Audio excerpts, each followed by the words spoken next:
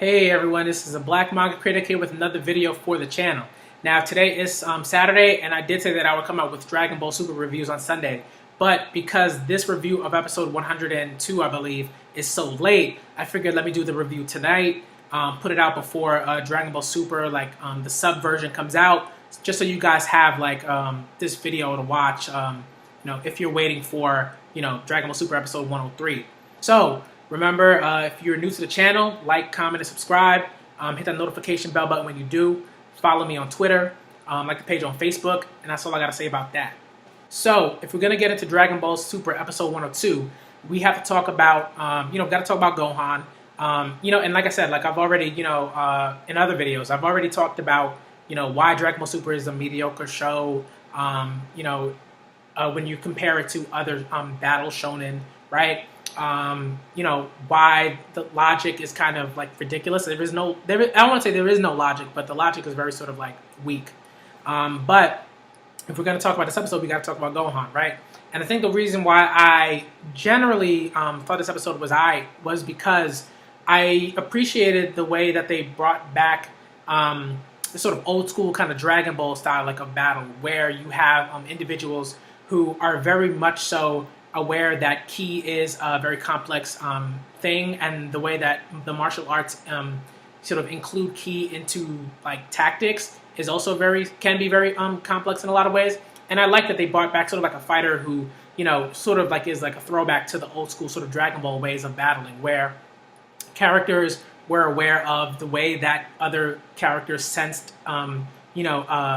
a person's presence, right? Like maybe someone used their eyes, like Tien in Dragon Ball, right? Tien uses his eyes too much. That's why he lost against Goku. Also because Goku was way stronger than he was at that point. But things like that, right? Where we see individuals using ki, and their own sort of physical bodies to, trip up other fighters. So I like that they brought back a fighter, the guy from Universe 10, I believe. I don't remember his name. I don't remember a lot of these fighters' names. And I don't really care to remember their names because they don't really matter. And if you want to tell me that they matter, that's great. We can have that discussion. But currently, to me, they don't matter. They're fodder for other characters and things like that. But I did like that Gohan is sort of and in some ways, I do appreciate that Dragon Ball Super is kind of slowly bringing Gohan's sort of battle sense back in a way. Because if he's going to sort of surpass the sort of Super Saiyan Blue kind of form, he's going to need to be able, to understand how ki works, right?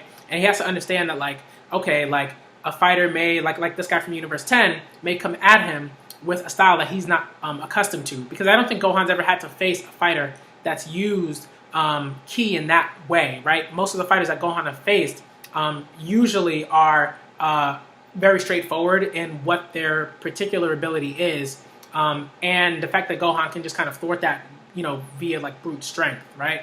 So I think that I appreciated the battle because that sort of way in which ki could be manipulated, and that the physical body could sort of be like two separate things, right? The ki and the physical body, and that Gohan would get tripped up by that because he's been consistently being tripped up by other moves and other sort of techniques that utilize either a lack of ki or a sort of movement of ki, right?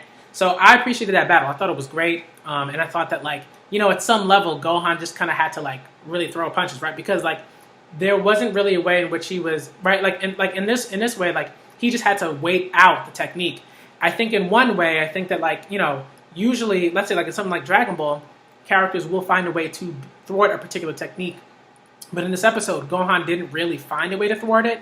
It was just that the guy ran out of, didn't have enough ki to maintain the technique. So that was kind of stupid, I think, in a lot of ways. And again, that is very much a Dragon Ball Super kind of thing to do. But I'm not mad about it because I've already made my videos and I've complained about things that I think are ridiculous. So the battle was cool. I think Gohan, learned something at the very least. And I think even more importantly, he understood that this guy was the last fighter of a universe. So if he takes this guy out, the universe is basically wiped from existence. So I think that at least the episode really and the animators did a great job of showing just how much Gohan is very much a human, right? He's the same. He likes battle to a degree, right? Probably more so than humans do, right? But at the same in the same breath, he is very much so a human. So I think that I liked the fact that he sort of took a took a moment to pause, and it's sort of like, maybe like sort of the way in like when people like take a moment of silence, to sort of grieve for a particular like person that's passed on or whatever. So I think that was great, and I love that Piccolo was the person that came over and was like, okay, Gohan, let's go. Like, I understand what you're doing, but like we have to like make sure that we win this battle so we don't get wiped out. And I think that's also interesting. It also says a lot about just who Piccolo is, how much he's sort of grown and shifted from like his Piccolo Junior days in Dragon Ball, right? But I also think that it just shows how much Goku is like totally oblivious to the goings on of like other people. Like I can't remember when like if like Goku like jumped in to help anybody else, because that's not Goku's character, right? Like he's not gonna like jump in to help someone unless like things are particularly dire. A la the Cell arc when he thought Gohan might die because he sort of overestimated Gohan's abilities in a sense, or overestimated Gohan's personality in a sense. So Piccolo is very much so not like just a father figure to Gohan. Like Piccolo is very much so like in a lot of ways kind of like I don't want to say a stepfather, but like similar to that in the sense that like like a good stepfather, right? Like a stepfather that you actually like and like want to call like your father in a sense. So I love the fact that Piccolo is always the one to sort of be like, hey Gohan, it's all right. Like I get it, you're feeling things, and like these things are an issue. And Goku's just kind of like off in the clouds, like doing his own thing.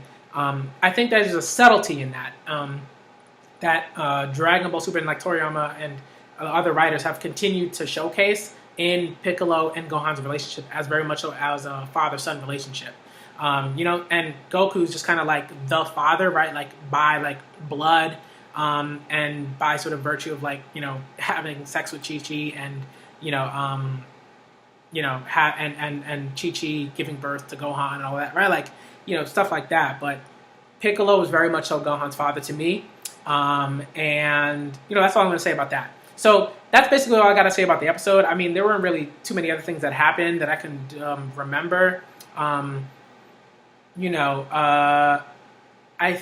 feel like this was the episode where like Botama also got sort of knocked out by Gohan sort of like brute force in a sense. But that was like boring. I didn't really care about that. That's why I'm not going to discuss it. But that's all I got to say about the episode.